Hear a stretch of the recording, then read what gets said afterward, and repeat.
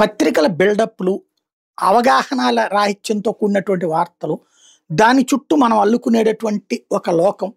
అదే అనేక కేసులకి శాపం. ఒకప్పుడు దుర్గగుడిలో అమ్మవారికి సంబంధించినటువంటి ఆభరణాలు దోపిడీకి గురైనయి.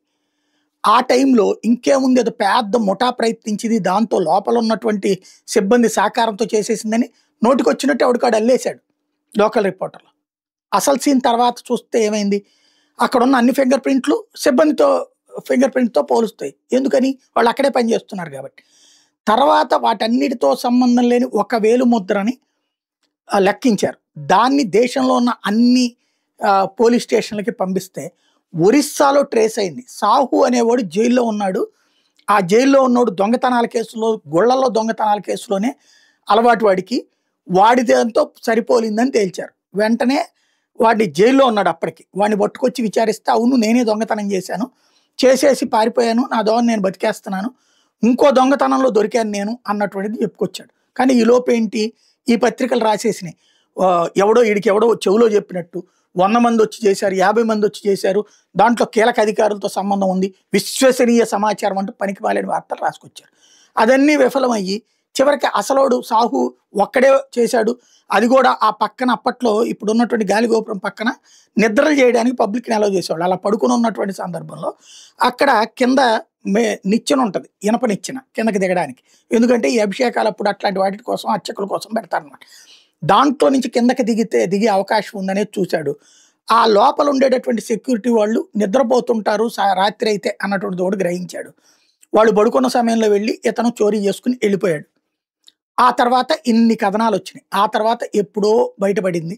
కాకపోతే ఆ బయటపడ్డాక వీళ్ళు రాసిన దిక్కుమాల వార్తలన్నీ కాదని తేలాక మళ్ళీ అబ్బెబ్బే పాపం ఆ సాహు అనేవాడు పాలుగారే పసిబొగ్గలోడు, వాడు దొంగతనం చేయడం ఏంటంటూ జనం నోళ్ళు నొక్కుకుంటున్నారంటూ ఇంకో పనికిమాల కథనాన్ని ప్రొజెక్ట్ చేశారు. మన మీడియా అవగాహన రాహిత్యం అట్లుంటది. పోలీసులు నిజమైన వాడిని పట్టుకున్నా సరే కాదు. ఇదంతా ఇప్పుడు ఎందుకు చెప్పాల్సి వస్తుందంటే బొమ్మ రవికి సంబంధించిన ఉదంతంలో ఇంకేముంది వాడు వెనకాల పేద పేద శక్తులు ఉన్నాయి, అదేదో అంతర్జాతీయ దావుద్ ఇబ్రహీం లాంటి వాడు ఉన్నాడు అన్నది ప్రచారం చేశారు. తీరా చూస్తే పోలీసుల దర్యాప్తులో తేలింది ఏంటయ్యా అంటే, విచారణలో వాడు ఒక్కడే చేస్తున్నాడు నెంబర్ 1. రెండవది వాడు చేస్తున్నది కూడా ఏదో మొన్న కూడా రాసుకొచ్చారు కదా, వేరే వాళ్ళ హ్యాకింగ్లో ఎక్స్పర్ట్ వాడు. ఆ హ్యాకింగ్ ద్వారా అవతల ఉన్నటువంటి వాళ్ళు ఏదైతే వీళ్ళు క్లౌడ్ మేనేజ్మెంట్లో ఉంటే దాంట్లో నుంచి లాగేసుకుంటున్నాడని. అదేం కాదంట. వీడు చేస్తున్న దాదాపు 21,000 సినిమాలు ఉంటే అందులో మ్యాక్సిమం ఓటీటీ ప్లాట్ఫామ్లో సినిమా వస్తుంది కదా, దాన్ని మొత్తాన్ని అలాగే రికార్డ్ చేస్తాడట. చేసి ఆ సౌండ్ గీవుండ్లతో దాన్ని ఆ కరేబియన్ దీవుల్లో ఉన్నటువంటి ఒక సాఫ్ట్వేర్ బ్యాచ్కి పంపిస్తే వాళ్ళు ఆ డిస్టర్బెన్స్ అంటే ఆ వేరేది రికార్డ్ చేస్తున్నప్పుడు వచ్చే డిస్టర్బెన్స్ ఉంటుంది కదా, అదంతా తీసేసి ఒరిజినల్ పిక్చరే అన్నటువంటి విధంగా సాఫ్ట్వేర్లో సెట్ రైట్ చేసి పంపిస్తారట. అది వీడు పెడుతున్నాడట. ఇది తప్ప రైట్ అంటే తప్పే. కాపీరైట్ యాక్ట్ అది.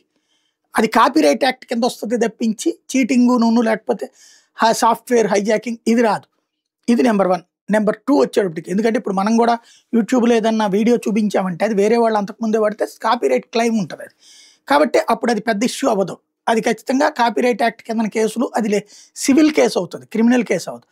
రెండవది ఏంటంటే వీడు ఈ కొంతమంది టెలిగ్రామ్ యాప్లో అంటే ఎవరో చాలామంది ఉన్నారట వరల్డ్లో ఇట్లాంటి సినిమాలు తీసి అదేది పెన్ క్యామ్ పెట్టుకెళ్ళి తీయడమా లేకపోతే ఇంకోటి పెట్టుకెళ్ళి తీయడమా తీసేసి దాన్ని ఆ తర్వాత టెలిగ్రామ్ యాప్లో పెడతారు. టెలిగ్రామ్ యాప్ అయితే కనుక ఎన్క్రిప్టెడ్ ఉంటుంది. దాన్ని ఎవరు ఈవెన్ ఆ సదరు సంస్థ యాజమాన్యం ఆ వివరాలు ఇవ్వదు. దాంట్లో పెట్టేస్తే దానికి రేటు పెడతారట. అది ఈ ఐబొమ్మ రవితో పాటు అనేక మంది చూస్తారట. చూసి ఆ రేటు పే చేస్తే ఆ సినిమా మనం చూడొచ్చట. అప్పుడు వీడు అదంతా రికార్డ్ చేసేస్తున్నాడు.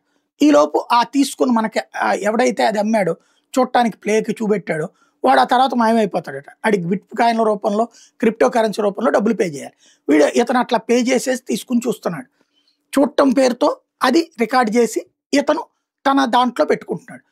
ఇందులో ఇంకేమీ లేదు. ఆడెవడో ఎవడికి తెలియదు. దాంట్లో టెలిగ్రామ్ యాప్లో తీసినోడు ఎవడు. అట్లాగే ఈ మిగతాది ఇదంతా ఇతనే సింగల్గా చేసుకుంటున్నాడని తెలియదు.